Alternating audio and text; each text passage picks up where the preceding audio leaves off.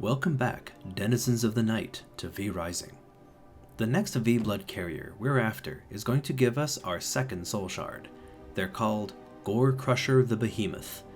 Gorecrusher used to serve in Dracula's army, but after his master fell during the Great War, they went mad. Wandering the cursed forests, they eventually succumbed to the corruption of the area, turning into the hideous monster they are today. You might have seen the behemoth before if you've been exploring the roads of the cursed forest. In the southern middle part of the map, they are located in the lair of the behemoth. For this fight, I recommend using a counterattack ability along with a healing spell. Depending on how lucky you are, you may actually want to use a counterattack ability that is not Ward of the Damned. Later on, there's an ability that scales depending on how many allies you have. If you have multiple skeletons out, it might ruin the fight for you. Also, like the Winged Horror, I will be using my crossbow and scythe weapon skill combo for damage.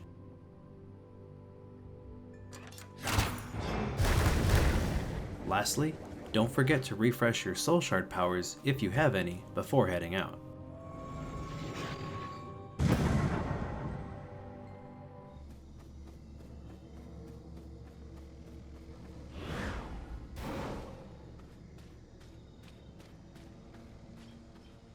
The behemoth starts with a few abilities.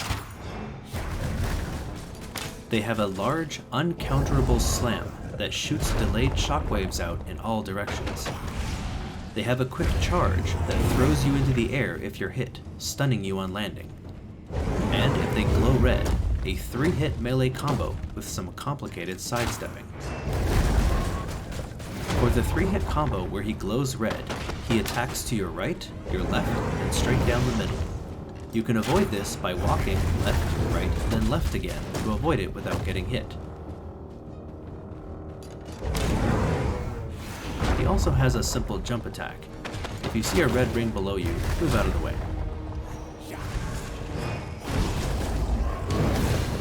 You can also stand completely still for the first 2 attacks, then move out of the way for the third, but that may require a little bit of practice.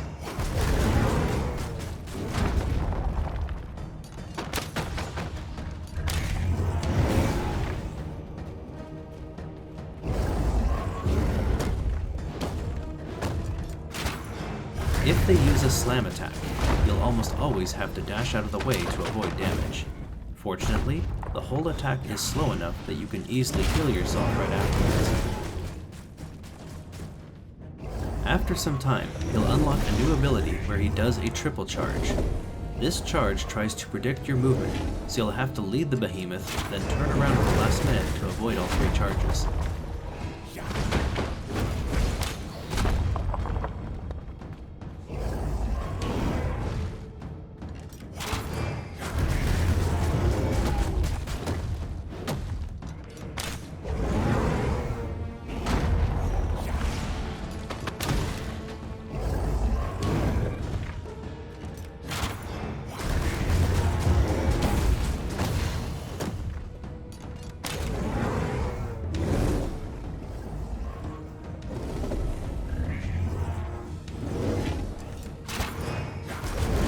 Around halfway, he'll unlock a new ability where he'll jump backwards, become ethereal, then summons a spirit wolf and spirit bear to attack you. You have a limited time to kill these, so use all of your abilities and do it quick.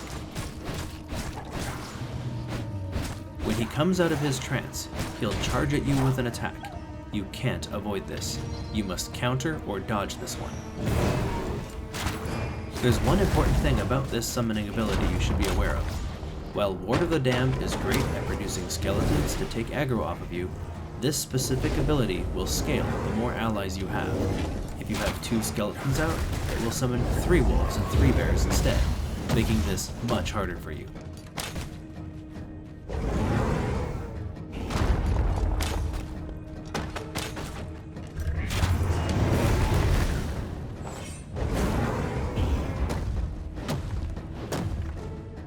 After a while, he'll gain another ability where they'll glow brightly, then summon a lot of wisps.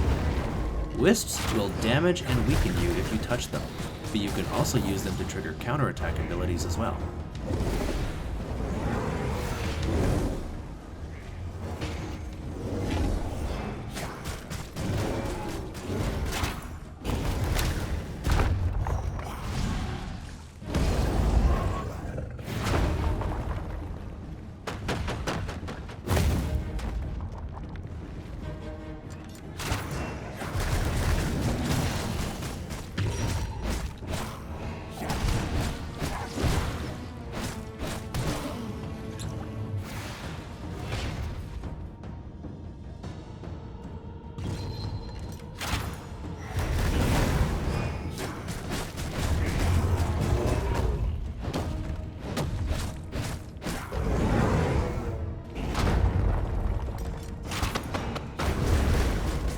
At around 30% health, he'll use his final ability and enter his last phase.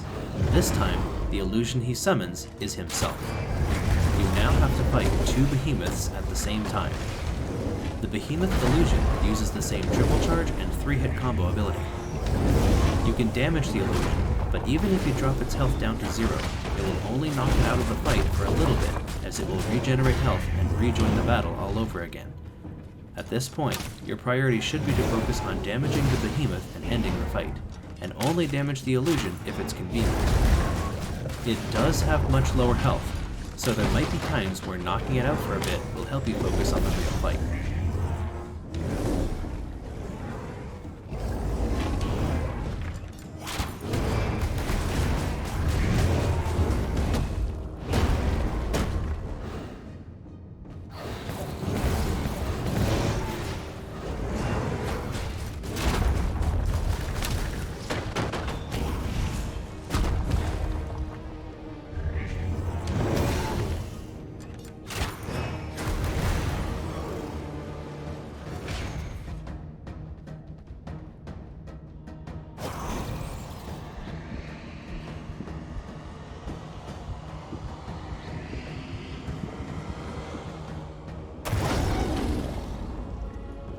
Upon defeat, you'll gain the skill Wisp Dance.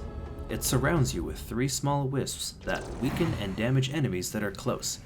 If you use the skill again, it fires the wisps at your enemies. This boss also drops the Soul Shard of the Behemoth. Like with the Winged Horus Soul Shard, you cannot use mounts, vampire abilities, or teleporters to bring this back to your castle. You're going to have to walk back with it. This walk might be a little more dangerous in the beginning. You never know if there's a lurker hiding in the shadows ready to pounce. You should be at max level though, so just take your time and you'll make it back safely.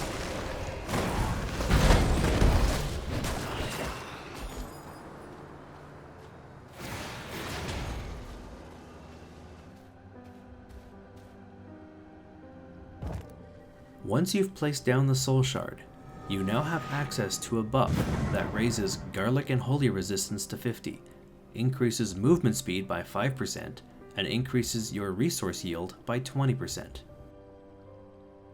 With that step complete, we've got one more boss to go, Solaris the Immaculate. Next time, we will begin the final battle, where we finally take revenge for our fallen brethren. Until then, bloodsuckers, good night.